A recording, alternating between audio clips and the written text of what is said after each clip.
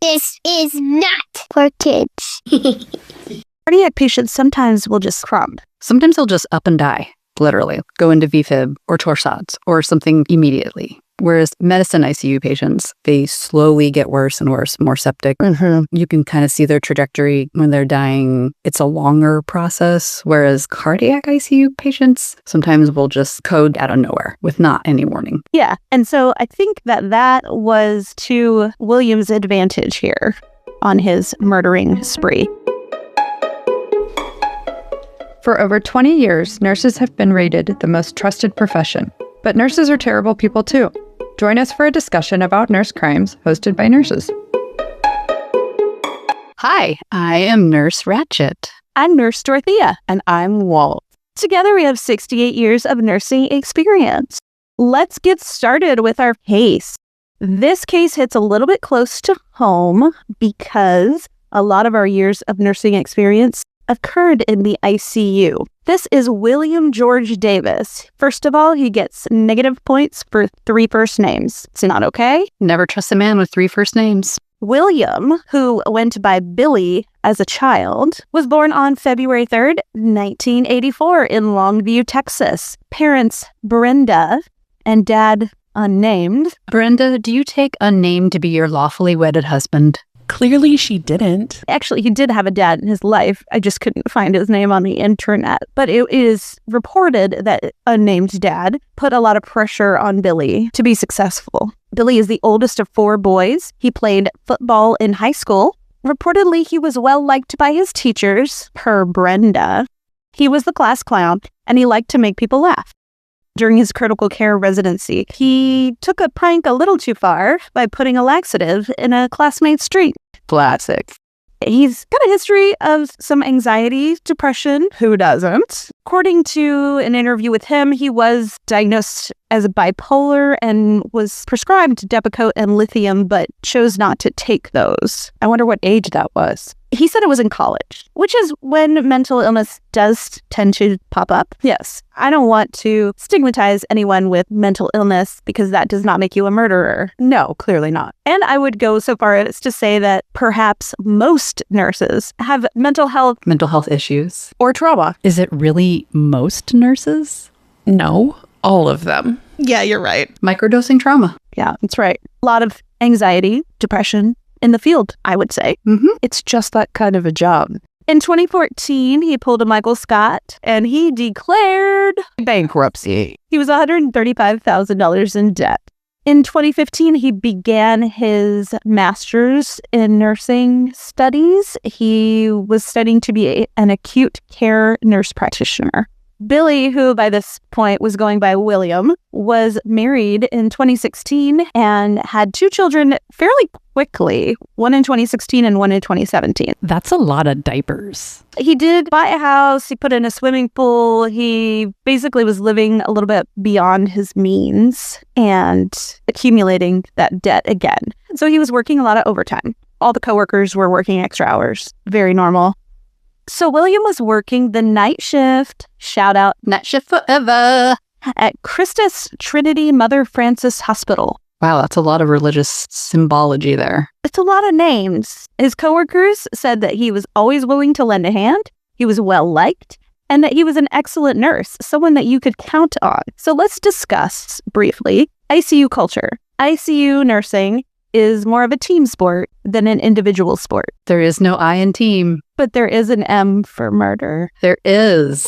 You're always counting on your coworkers to be there to help you with things that are as mundane as turning a patient up to coding a patient and saving a patient's life. You are working together intensely. You cannot be an ICU nurse alone. You can't isolate yourself. You have to work as a team. You have to work with your peers and you have to try to get along. Even if you don't get along with your peers, you have to get along for the patients. There's no way to do ICU nursing by yourself. Because of the nature of the teamwork that you have to do in ICU nursing, you have to trust your coworker. You have to trust their knowledge. You have to trust their decision-making skills. You have to know your coworkers well because you need to know, is it safe for them to be making a clinical decision on your behalf if you've stepped away or if you're with another patient? You have to trust them, trust their knowledge, their experience, that they're going to come and tell you if something is wrong.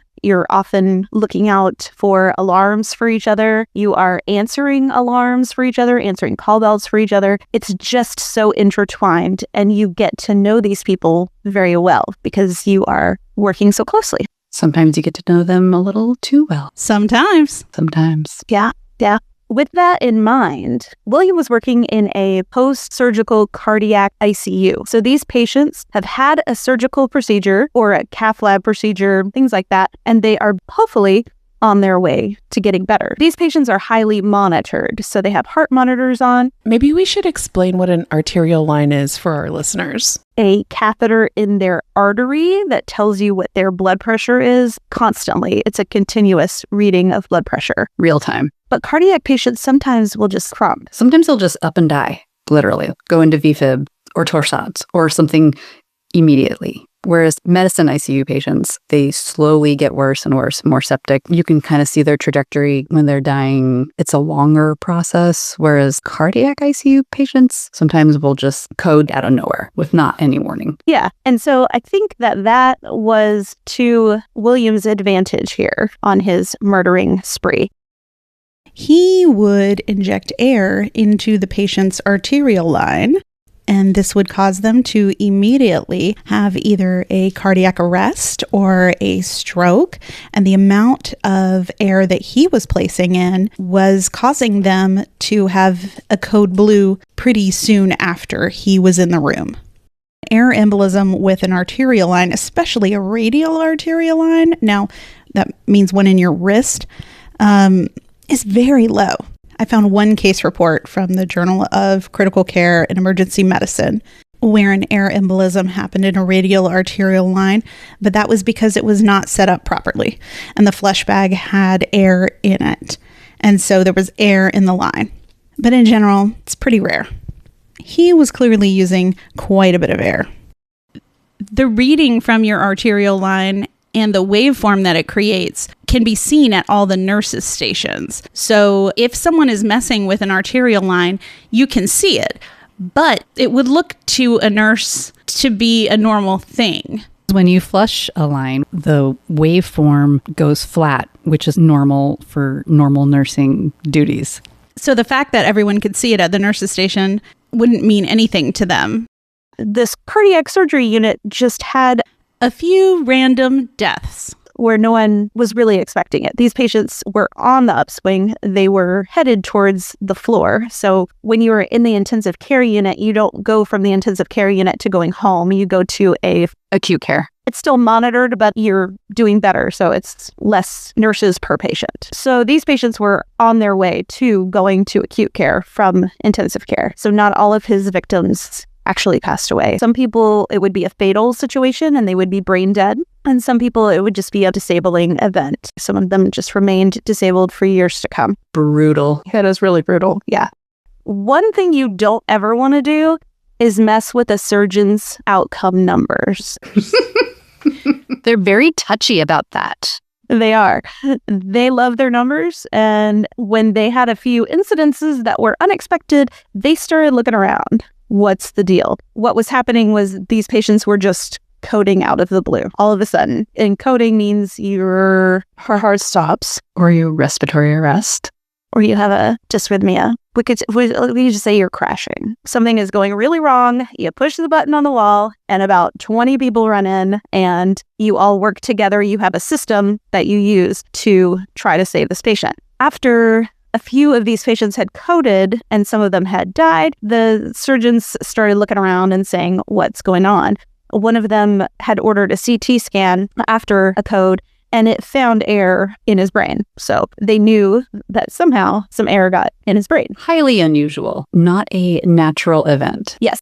And let's talk about air for a second. Air is good. I love air. Air is good. But let's talk about air in your veins or your arteries, in your bloodstream. Less good. But the movies that have one little bubble of air in the IV line that goes in and then the guy just keels over dead, that's crap. Fake, false news. Not dangerous. Not dangerous. Don't worry about the tiny little air bubbles in your IV line. It's okay.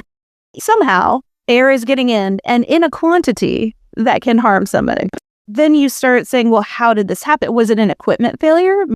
After 3 or 4, I think it was after the 4th death, they put cameras in the hallway. Smart. Yeah, not a bad idea. Probably should be there anyway. I don't know. What if people are stealing nurse cheese? You need to find out who that is. Yeah. For the listeners, nurse cheese is the little block of cheddar cheese that is in the refrigerator that may not be allotted for nurses, but are keeping the nurses alive when their blood sugars go low because they haven't had a lunch. The entire medical system at this point is being sustained by nurse cheese and nurse cheese alone. It's very important.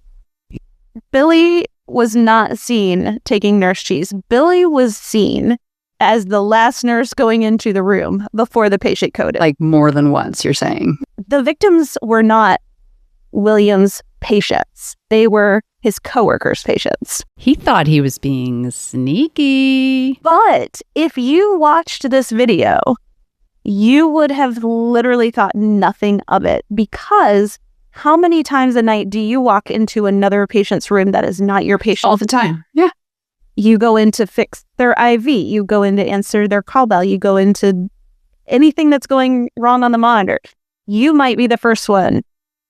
The video that was used as evidence in this trial, if you only watched that video, you would not find it off in any sense of the word. You would be like, yeah, he was going in to help his coworker. Especially if the arterial line was alarming. Mm-hmm. You might go in. Arterial lines are very positional.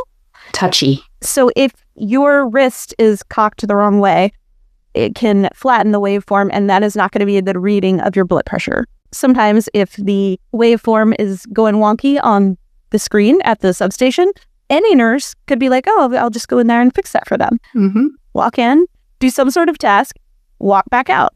That is not a weird piece of evidence in the intensive care unit at all. But that is how they first realized we should look further into William. The other piece of video evidence that they were using was that during the code, people ran in the room, they do their code thing. William stood out in the hallway. That's not unusual either, though. Exactly. To a jury, that is the coldest, most calculated, evil thing you could do is stand there and watch while this person is coding and you know it's your fault. But the truth is, you always have at least one person in the hallway, and that person is a runner. You can just yell out, hey, can you get us a bag of saline? And they go get it. And they bring it back. It's actually encouraged. It's part of the team. It's a defined role. So that part of the video was not that disturbing either to an ICU nurse. As William starts to be investigated, he gets fired, and his coworkers are up in arms. And now a word from our alleged sponsors. Are you a nurse who is tired and feeling burnt out? Do you cry in your car on the way to work and on the way home? Are you microdosing trauma on each shift? Try Another Career.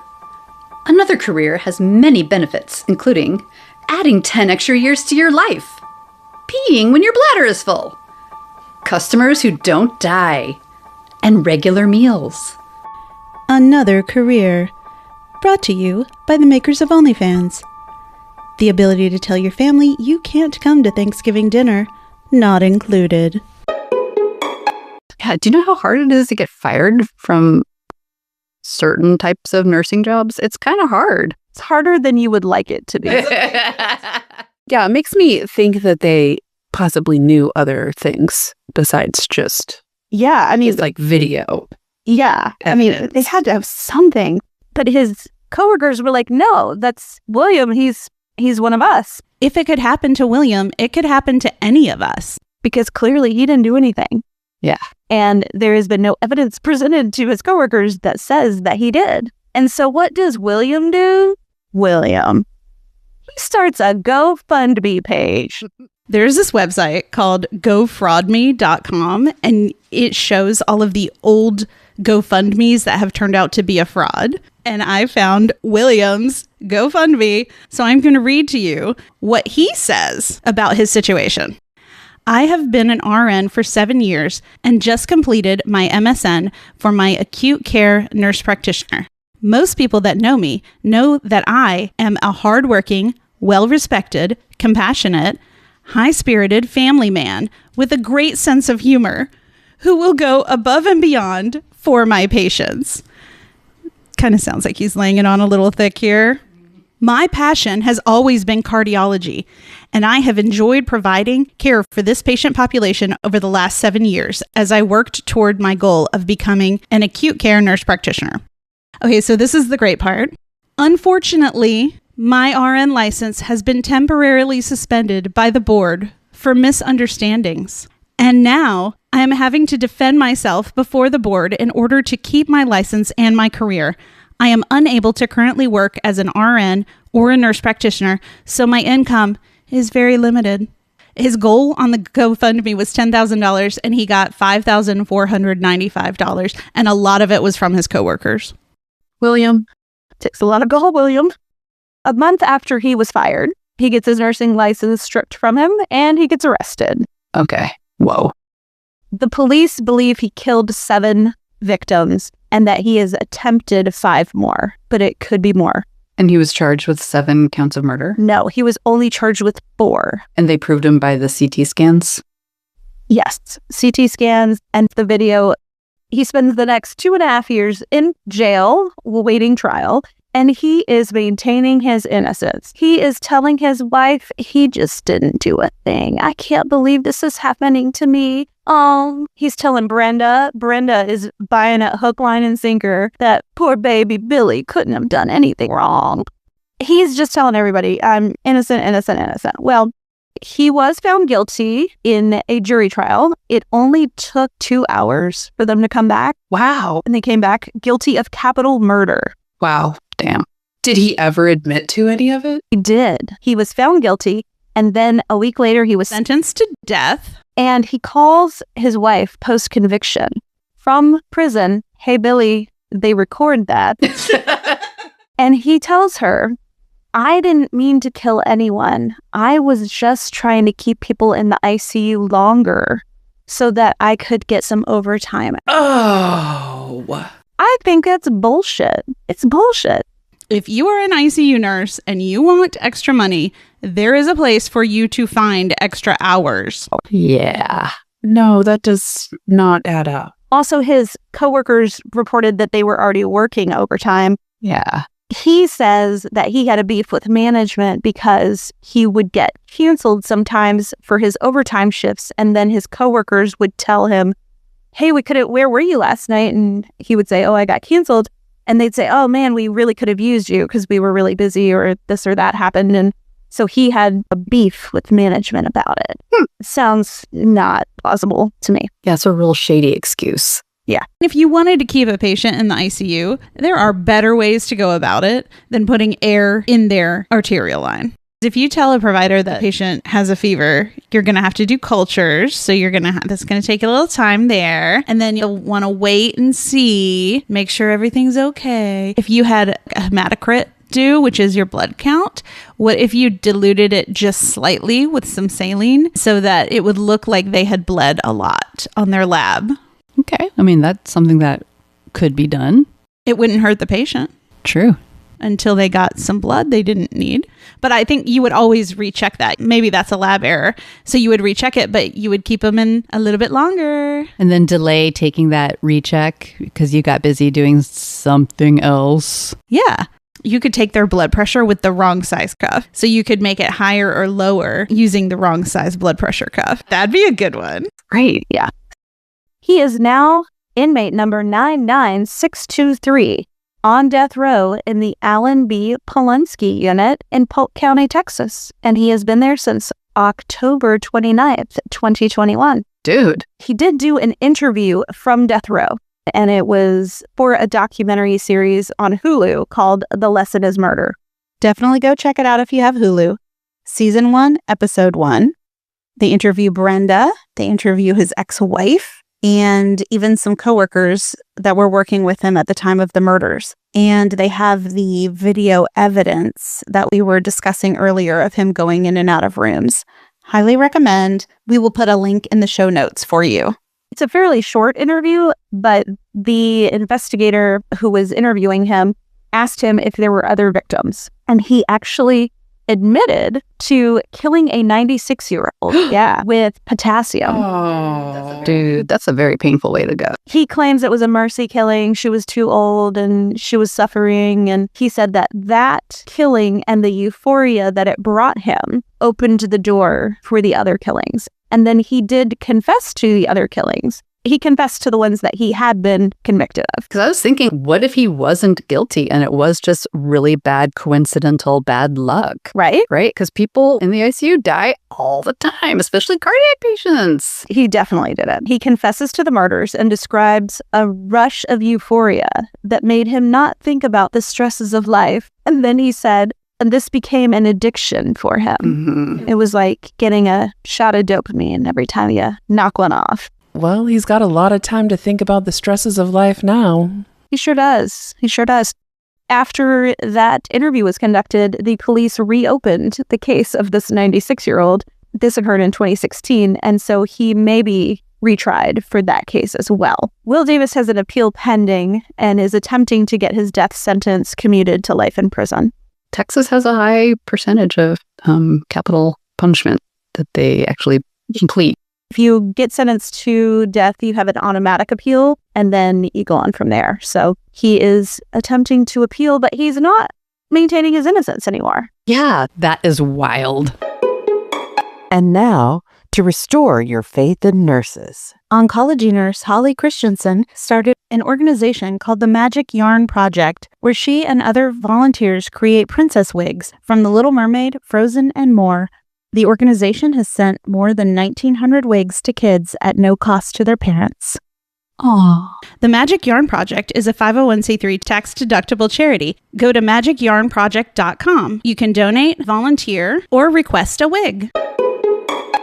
Thanks for hanging out with us for The Shift. In lieu of a Press Ganey survey, please leave us a 5-star review. We are at Terrible Nurses Pod on Instagram and TikTok as long as it lasts.